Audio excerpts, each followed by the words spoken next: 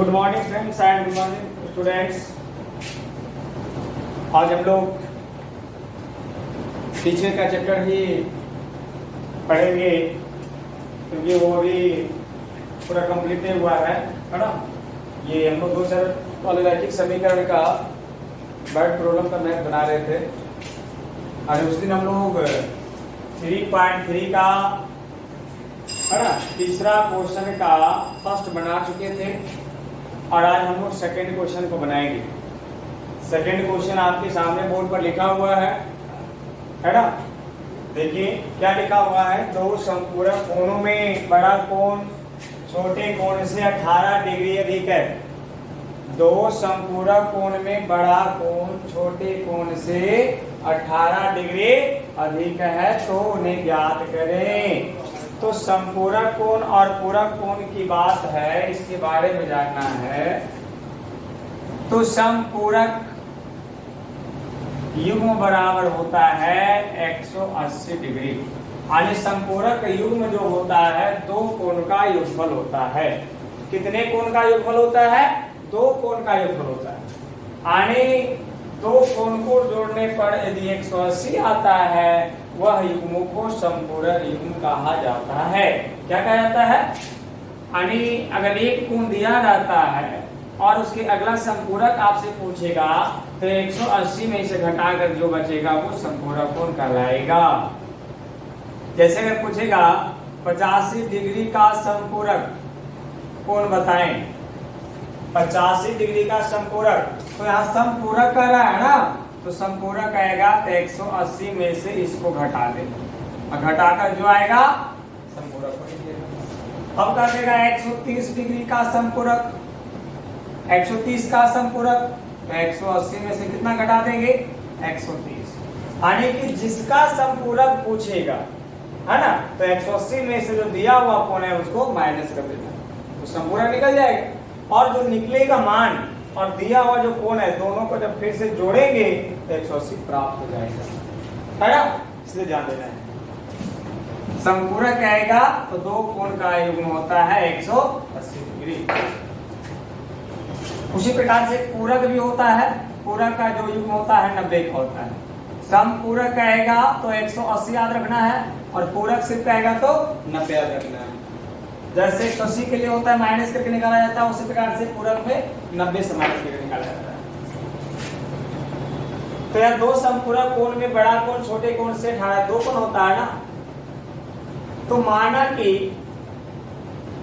एक बड़ा कोण बराबर x डिग्री, बड़ा कोण x डिग्री, छोटा कोण y डिग्री। बड़ा जो कोण है x डिग्री है और छोटा कोण है y डिग्री। दोनों में बड़ा छोटा कितना का अंतर है? 18 का। यानी बड़ा वाला कोण 18 बड़ा है और उससे छोटा वाला 18 क्या है? छोटा है। यानी दोनों का बीच का अंतर है 18 डिग्री। प्रश्न से कह रहा है जो बड़ा कोण है, बड़ा कोण छोटा कोण से कितना ज्यादा है? ये 18 ज्यादा है और ये 18 कम है। तो जो कम है कितना कम है? 18। 18 अगर जोड़ दिया जाए छोटा वाला में तो दोनों का वैल्यू क्या हो जाएगा? बराबर हो जाएगा। यानी ये बड़ा था और ये छोटा था। ये कितना बड़ा था? 18। तो 18 को इसमें जोड़ देंगे तो दोनों का मान क्या हो जाएगा? बराबर। या x प्लस y को इस तरफ ले आएंगे तो माइनस y बराबर, इधर क्या बचेगा? और ये प्लस y को बराबर की इस तरफ लाए माइनस और इधर अकेला 18। समीकरण 1। अब आपको पता है कि संपूरक कोणों का युग्म का योगफल कितना होता है? 180 डिग्री। x प्लस y बराबर 180। संपूरक कोण का दोनों कोण का योगफल कितना होता है? संपूरक का योग, संपूरक कोण का योग कितना होता है? 180। और संपूरक कोण दो को है ना जी, तो दोनों को जोड़ेंगे तो कितना आएगा? 180। तो ये आपका हो गया समीकरण 2 और ये हो गया समीकरण 1। अब समीकरण 1 और 2 को दोनों को प्रतिस्थापन विधि से हल करना है।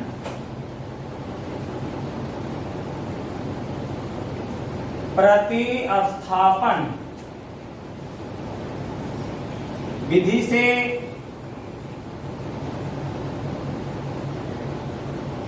हल करने का,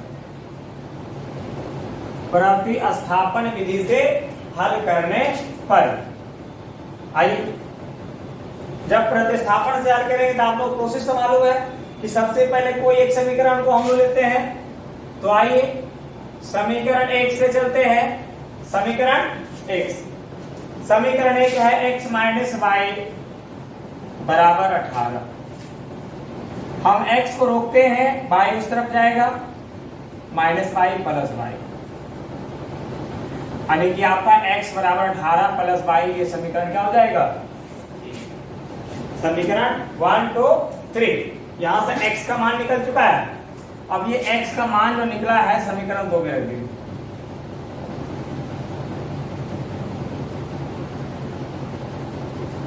समीकरण जो आपका 3 से x का मान निकला है वो समीकरण 2 में x के जगह पे स्थानांतरित क्या करेंगे? प्रतिस्थापित करेंगे। तो समीकरण 1 में x, 2 में x का मान रखने पर 2 कहां है भाई? 180। तो जहां पे x है उसके स्थान पे रखना होगा 18 प्लस वाई। x के स्थान पर 18 प्लस वाई, और x के जगह पे यह हो गया प्लस वाई बराबर 180। अब देखिए बाई, एक वाई और एक वाई दोनों जुटेगा ना जी। एक वाई जोड़ एक वाई का वाई हो जाएगा। अगर कहीं पे सिर्फ प्लस वाई लिखा हुआ है इसका मतलब होता है एक वाई। तो एक वाई और एक वाई जुटेगा तो 2 वाई आएगा। 180 प्लस में है, प्लस 18 बिना वाई का है उस तरफ चला जाएगा तो माइनस 18 हो जाएगा, यानी 2y बराबर हो जाएगा 180 माइनस 18 करेंगे तो बचेगा 162। कितना बचेगा? 162। कट जाएगा 8 दूनी 16 और 2 का 2, आने की y बराबर आ गया 81 डिग्री। y बराबर कितना आ गया? 81 डिग्री। चूंकि y का मान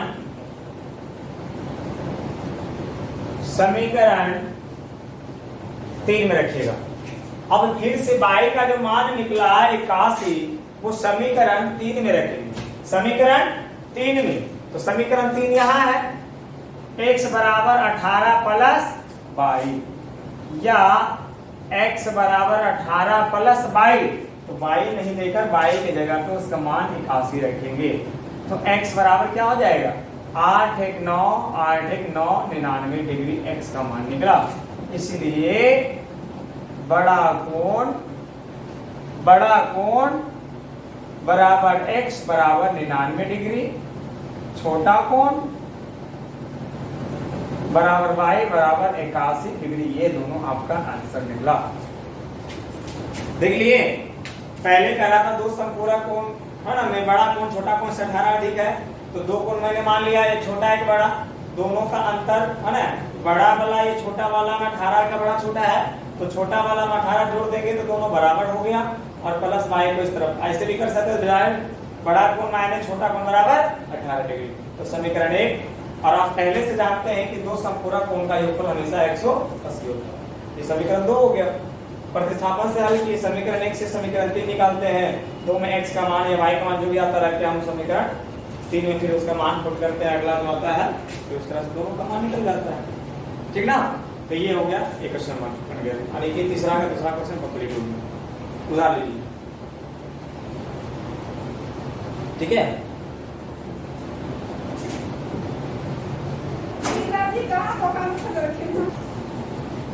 देख रहे हैं तीसरा क्वेश्चन का ही हम डायरेक्ट 5 नंबर बता रहे हैं, इसलिए हम आपको तीसरा और चौथा क्वेश्चन आगे बताएंगे। पहले हम लास्ट का 2 क्वेश्चन बताना चाहते हैं। ऐसा इसलिए कि बोर्ड एग्जाम के लिए बहुत ही इंपॉर्टेंट क्वेश्चन है ना। और ये लगातार बोर्ड एग्जाम में पूछा जा रहा है, इसलिए मैं सबसे पहले उन क्वेश्चन पे फोकस करता हूँ। ठीक है, मन में आपको ऐसा नहीं होनी चाहिए कि हमको 4 और 3 क्वेश्चन ही बताया गया, सबको बताया जाएगा। तो यदि 5वां क्वेश्चन कह रहा है, यदि किसी भी भिन्न संख्या के बारे में पता है कि अंश बटा हर के रूप में होता है, पी बटा क्यू के रूप में होता है, तो कोई भी जो भिन्न संख्या होता है उसमें एक अंश होता है और एक हर होता है। एक अंश का मतलब होता है, हाँ, एक अंश और हर का मतलब होता है क्या, ऊपर में अंश होता है, नीचे में हर होता है। अगर अंश और हर दोनों में कुछ संख्या को जोड़ा जाता है, जैसे मान के चलो 5/7, अब ऊपर में भी कुछ जोड़ देंगे, नीचे में भी कुछ जोड़ देंगे, मेरा भिन्न तो बदल जाएगा ना। मान के चलो 2 जोड़ देंगे तो 5 2 कितना हो जाएगा और 7 2 कितना हो जाएगा। हम कह सकते हैं मेरे पास एक भिन्न 5/7 है, दोनों अंश तथा हर में 2 जोड़ दिया जाए तो भिन्न 7/9 हो जाता है। तो वही क्वेश्चन कर रहा है, किसी भी भिन्न क्या है, यहाँ तो 5/7 दिया हुआ है, इसमें नहीं मालूम है, x/y ले लेंगे। तो कोई भिन्न है, उसके अंश और हर दोनों में 2 जोड़ देंगे तो भिन्न कितना हो जाता है, 9/11 हो जाता है, 9/11 हो जाता है। तो इसी पे हम आते हैं।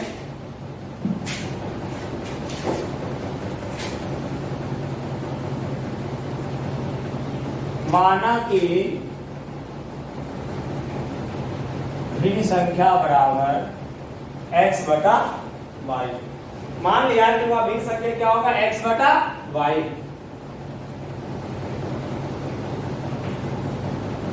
प्रश्न से बोल क्या रहा था, अंश में भी और हर में, ऊपर वाले को अंश, नीचे वाले को हर, तो अंश और हर दोनों में कितना जोड़ना है, 2। तो प्रश्न से अंश में भी 2 जोड़ दिए, हर में भी 2 जोड़ दिए ना, तो जोड़ने पर भिन्न कितना हो जाता है, 9/11 हो जाता है, 9/11 हो जाता है। अब क्रॉस मल्टीपल गुना करेंगे तो अब बटा y प्लस 2 बराबर 9/11 को क्रॉस मल्टीपल जब हम करेंगे तो 11 को x से गुना करेंगे, 11 गुना x, 11x। फिर 11 को 2 से भी गुना करना है, 11 दूनी 11 को पहले x से किए 11x, 11 को उसके बाद 2 से गुना करेंगे, 11 दूनी 22, बीच में प्लस था, प्लस बराबर ये बना देंगे। फिर इसको गुना करना भाई, तो 9 को गुना करेंगे 22 से, 9y प्लस 9 को करेंगे 2 से 18, 11x प्लस 9y इस तरफ आ जाएगा, क्या हो जाएगा, यहाँ कुछ नहीं है तो प्लस ना होगा, इसको इधर लाएंगे माइनस 9y हो जाएगा, 18 प्लस 22 को उस तरफ ले जाएंगे, तो 11x माइनस 9y बराबर 18 में 22 घटेगा -4। समीकरण 18 में 22 घटेगा -4 आएगा ना जी। अब भाई समीकरण फर्स्ट तो आ गया। फिर एक कंडीशन कर रहा है 9/11 के बाद देखिए, यदि अवधि फिर से कर रहा है अंश और हर दोनों में, अवधि 3 जोड़ने बोल रहा है, इससे पहले बोला था 2 जोड़ना, अवधि करा दोनों में कितना जोड़ना है, 3 जोड़िएगा, भिन्न कितना हो जाएगा 5/6, उसमें था 9/2 टर्म है।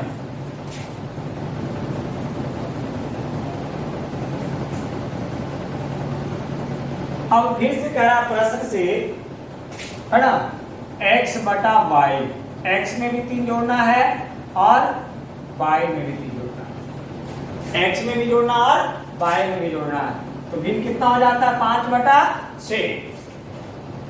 अंश और हर दोनों में 3 जोड़ेंगे, दोनों में 3 जोड़े तो भिन्न कितना हो जाता है 5/6। जैसे यहाँ क्रॉस मल्टीपल किए थे, सेम प्रक्रिया यहाँ भी करेंगे, 6 गुना x 6x, 6 तिया 18, 5 गुना y 5y, 5 तिया 15, 6x प्लस 5y है, इसको इधर ले आइएगा, 15 है प्लस 18 माइनस 18 बराबर 15 में से 18 घटेगा -3, समीकरण 2, समीकरण 2 आ चुका है। समीकरण 2 निकल गया, समीकरण 1 निकल गया। अब समीकरण 2 निकल चुका है, तो मेरा काम है प्रतिस्थापन विधि से x और y का मान निकालना।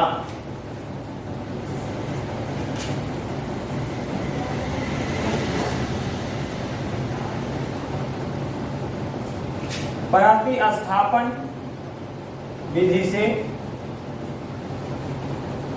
हल करने पर, प्रतिस्थापन विधि से हल करने पर क्या प्राप्त होगा? आइए प्रतिस्थापन विधि से हल किया जाए। तो आपको बताया गया है प्रतिस्थापन विधि में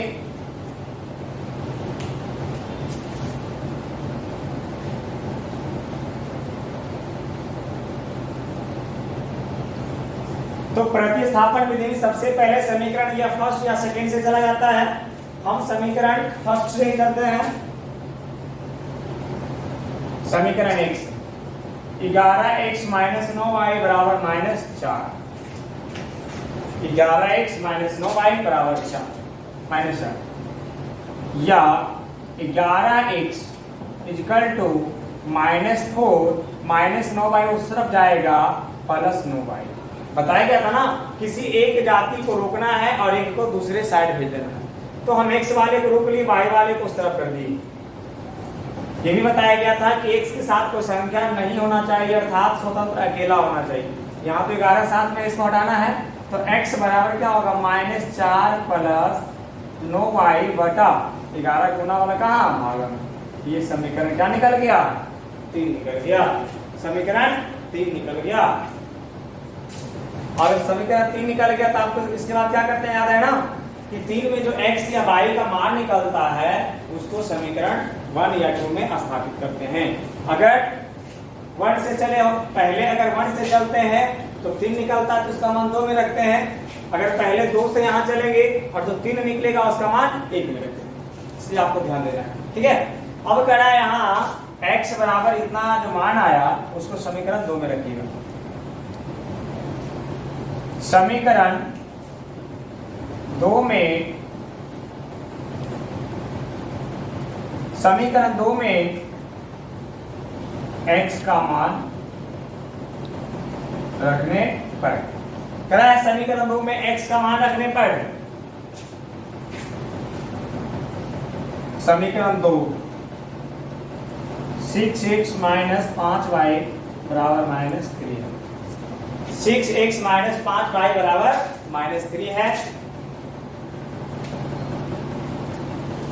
अब जहां पे x है इसका मान रखना होगा 6 गुना x, x की जगह पे -4 प्लस 9y बटा 11 माइनस 5y बराबर -।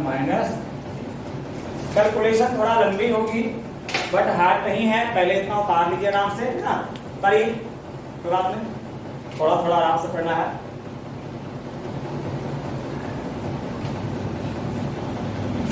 अब यहाँ की बात थोड़ा कैलकुलेशन में पहले नजर रखना छोड़ो कि 6 गुना -4 प्लस 9y बटा 11 माइनस 5y बराबर -3। अब यहाँ देखिए सिचुएशन है कि बाहर में 6 है और गुना इतना बटा इतना दिया हुआ। तो यहाँ से बताए थे अगर ऊपर नीचे बाहर वाला संख्या कटता है तो काट देना है, और नहीं कटता है तो ऊपर वाले दोनों संख्या के साथ गुना करना। यहाँ तो 6 और 11 नहीं कट रहा है ना, नहीं कट रहा है तो ऑलरेडी 6 को 4 से और 6 को 9y से गुना कर देंगे, या 6 को 4 से गुना करेंगे, 6 चौका 24 माइनस में, प्लस 6 को 9 से करेंगे, 9 छके 54 और बटा 11 माइनस 5y बराबर -3। 6 चौका 24 माइनस में माइनस था, 6 प्लस है, 6 नामा 54y बटा 11 माइनस 5y बराबर माइनस। और ये 11 जो नीचे है दोनों को अलग अलग कर लीजिए, -24 बटा 11 और 54y बटा 11 बराबर माइनस 5y/1 माइनस 3/1 बटा में कुछ नहीं था, 1 दे दी। यानी दोनों को यहाँ से अलग अलग कर दिए बटा में करके, या -24/11 को बराबर को उस तरफ भेज दीजिएगा और इस दोनों को इस तरफ। तो इसका लघुत्तम कितना आएगा ये दोनों का? 11। तो 54y माइनस, अभी 1 है तो भागा दीजिएगा 11, तो 11 बचे 55y। इस दोनों का लघुत्तम भेद का जोड़ा कर दिए। अब यहाँ है -3/1 और ये -24/11 उस तरफ चला जाएगा, तो हो जाएगा 24/11।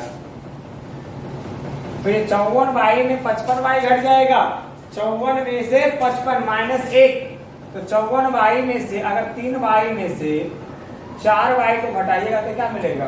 1y। तो 1y को 1 नहीं लिखा जाता है, तो क्या लिखेंगे y, और बड़ा क्या के माइनस था तो क्या लग जाएगा? ये 3 में से 4 घट रहा है -y। उसी प्रकार से 54y में यदि 55y घट रहा है तो क्या बचेगा छोटो? -y बचेगा, माइनस बटा में 11। इसका भी लघुत्तम निकाल लीजिए। 1 है 11 दिया, 11 सेम है 24, और ये कितना आ जाएगा? 33 6 3 -9/11 -9/-33 प्लस 24 माइनस प्लस। ऐसा नहीं, बहुत सारा बच्चा क्या करता है, यहाँ इस चीज को नजर नहीं रखता है और देखता है दोनों जोड़ है बीच में, दोनों को जोड़ दो तो गलत हो जाएगा ना, क्योंकि यहाँ बीच में जोड़ रहने से जुड़ नहीं जाता है। हमको दोनों संख्या के आगे के चिन्ह को निहारना होगा, गौर करना होगा। तो दोनों संख्या में 33 के आगे माइनस है, 24 के आगे प्लस है, तो दोनों के आगे अलग अलग चिन्ह रहता है, तो क्या होता है? घटा होता है ना। तो दोनों घट गया, 33 में 24 घट गया 9, और बड़ा के आगे माइनस तो माइनस लग गया। अब दोनों तरफ माइनस को काट दिया जाएगा, नीचे में दोनों संख्या बराबर है, काट दिया जाएगा, और नहीं बच गया y बराबर 9। y बराबर 9। अब जो है समीकरण 3 में फिर से y का मान रखिएगा तो x का मान है। थोड़ा कैलकुलेशन लंबा है ना, घबराना नहीं है। इधर वाले पार्ट्स आप लिख लिए ना, इधर के पार्ट्स उतार लीजिए, पहले आराम से उतार लीजिए।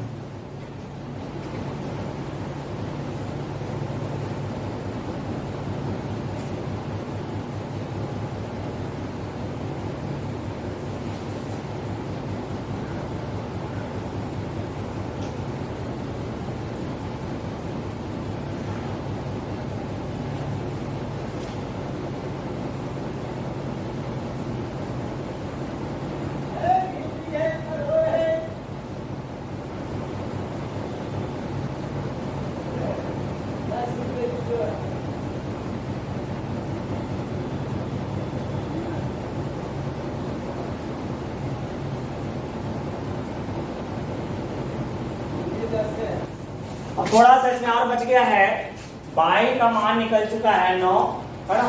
तो यहाँ अब लिखिएगा समीकरण 3 में y का मान रखने पर, समीकरण 3 में किसका मान रखिएगा? y का मान। समीकरण 3 कितना छोड़ो? x बराबर -4 प्लस 9y/11, या x बराबर -4 प्लस 9 गुना y। 9y का मतलब 9 गुना y, और y के मान 9, तो जहां पे गुना y है उसके स्थान पर 9 रख देंगे। तो -4 प्लस 9 नमा 81, 9 नमा 81/11। तो 81 में से 4 घटेगा 77/11, 11 7 77, और x बराबर कितना निकल गया? 7। x बराबर 7, इसीलिए वह भिन्न बराबर। अब x y का मान निकल गया, इसलिए आपको भिन्न संख्या पूछ रहा था, तो वह भिन्न संख्या क्या माना गया था? x बटा y। तो x के स्थान पे आया 7 और y की जगह पे आया 9, और 7/9 निकल गया आंसर। ये आपका आया है ना। कई स्टेज में हो चुका है, आप लोग सिखा रहे हैं फर्स्ट से यहाँ, सेकेंड, थर्ड, फोर्थ, और फिर फिफ्थ में हम लोग यहाँ आपका कंप्लीट आंसर होता है। ठीक ना। इसको उतार लीजिए, थोड़ा सा आराम से धीरे धीरे करके समय देकर समझिएगा, हड़बड़ाना नहीं है। समय लगेगा तो लगेगा, अभी लॉकडाउन की स्थिति में अभी आपको बहुत समय है, आराम से आप कर सकते हैं, है ना।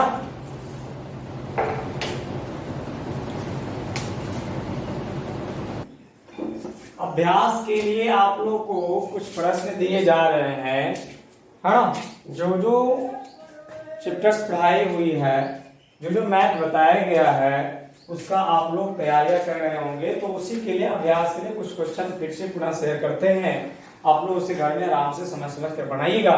इन क्वेश्चन में से बनाने में किसी में भी कंफ्यूजन या प्रॉब्लम हो, उसे कमेंट करके नीचे या व्हाट्सएप के माध्यम से मेरे तक पहुंचाने का कोशिश करेंगे, है ना। तो इसमें जो जो क्वेश्चन बताए हैं लेवल उसी क्वेश्चन का है, कुछ ज्यादा अलग से क्वेश्चन दे नहीं रहे हैं, इसलिए आपको घबराना नहीं है, सिर्फ आपको प्रैक्टिस के रूप में बनाना है ना जी।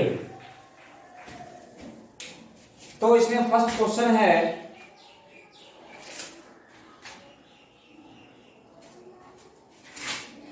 8u square plus 4u square plus 8u बराबर 0 में शून्य का मान ज्ञात करें। सिर्फ शून्य का मान ज्ञात करना है। सेकेंड क्वेश्चन आपका है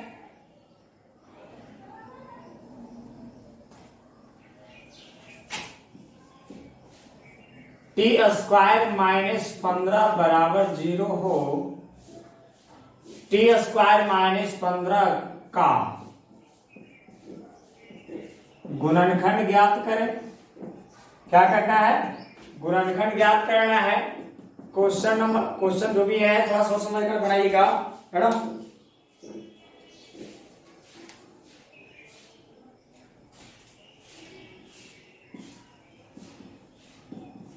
किसी भी द्विघात बहुपद के कितने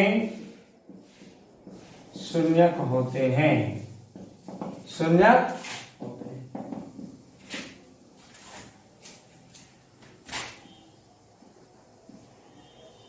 3x स्क्वायर बाई में बाई स्क्वायर का गुणांक को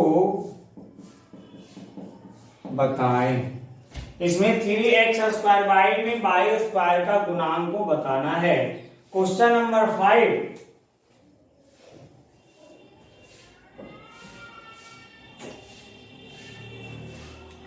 थ्री एक्स बाई स्क्वायर में बाई स्क्वायर का गुणांक को बताएं। ठीक है। और क्वेश्चन है 6 नंबर,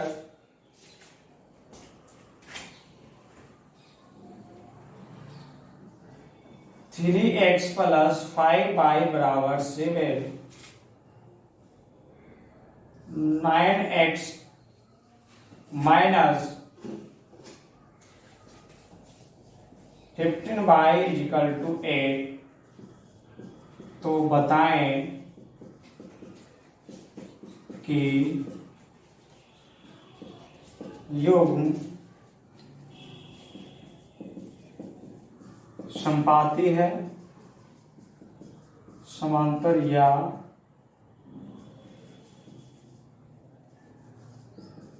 प्रतिच्छेदी है ना। ये दोनों समीकरण का जो क्वेश्चन दिया हुआ है, इस युग्म के बारे में बताना है। यह युग्म जो आएगा संपाती आएगा या समानांतर आएगा या प्रतिच्छेदी आएगा, तीनों में से कोई कौन आएगा इसके बारे में आपको बताना है। और 6 के बाद 7 नंबर क्वेश्चन है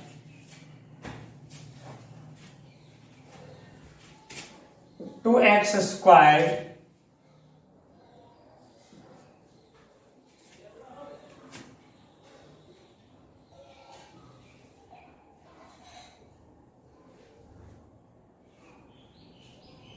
प्लस 9x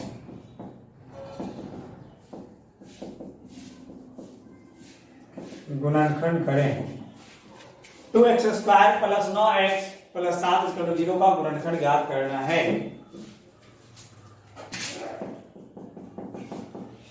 एक नंबर क्वेश्चन है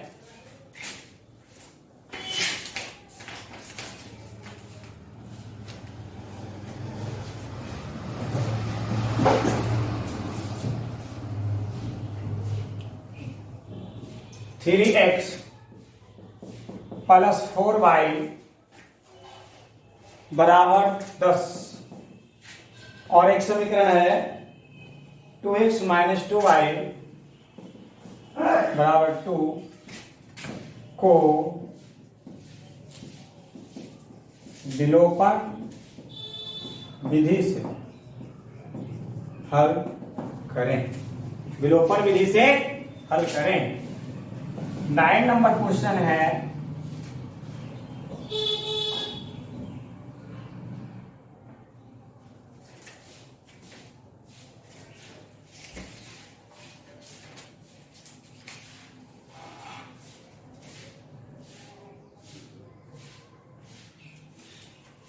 √2x + √3y = 0, √3x - √8y = 0 को प्रतिस्थापन विधि से हल करें। और क्वेश्चन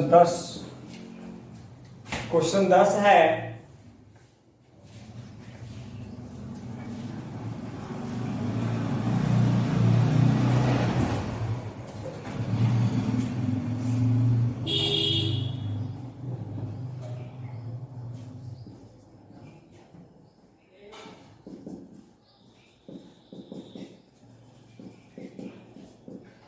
में बहुपद का घात क्या है? बहुपद का घात क्या है? ये आपका 10 क्वेश्चन आपको बनाने के लिए दिया गया है। ऐसा नहीं कि हम इसको जांचेंगे क्योंकि आपके करीब में नहीं है, तो आपका काम है कि सारे क्वेश्चंस को जो बताया गया है आपके नोटबुक का जो एक्सरसाइज में, उसके माध्यम से आप खोज कर समझकर फिर से इसको बनाने का कोशिश करेंगे और मुझे यकीन है कि आप लोग बना लेंगे। और इसमें से कुछ क्वेश्चन अगर नहीं बन पा रहा है तो आप जो क्लास अपलोड किए उसमें से समझकर है ना बना सकते हैं, तो ठीक है। नहीं अगर बनता उसके बाद तो क्वेश्चन को शेयर करिएगा, तो हम उसको फिर से जो है ना सोल्व करके बता देंगे, तो आप लोग को क्लियर हो जाएगा, है ना जी। तो ये सारे क्वेश्चन को आप लोग आराम से बनाइए, 1 दिन 2 दिन समय लेकर। ऐसे तो ज्यादा क्वेश्चंस नहीं है, एक दिन में चाहेंगे तो 2 घंटा में आराम से बना सकते हैं, है ना। तो इसको क्वेश्चन को आप लोग बनाना है। और आज सिर्फ 2 ही मैथ इसीलिए बताए थे, है ना, क्योंकि वो लॉन्ग कैलकुलेशन मैथ है, तो ज्यादा मैथ बताने से फिर आप लोग समझने में दिक्कत होगी, इसलिए मैं लॉन्ग क्वेश्चन को 2 ही क्वेश्चन के रूप में बताया हूँ, है ना। और इसके बावजूद आप लोग को इतना क्वेश्चन सोल्व करने के लिए दिया गया है, तो ये क्वेश्चन को अवश्य सोल्व करिएगा। ये लगभग क्वेश्चन आप लोग को बताया गया है ना एक्सरसाइज में। तो ठीक है, आज की क्लास यहीं तक है ना। धन्यवाद, आप लोग इसको अभ्यास करें।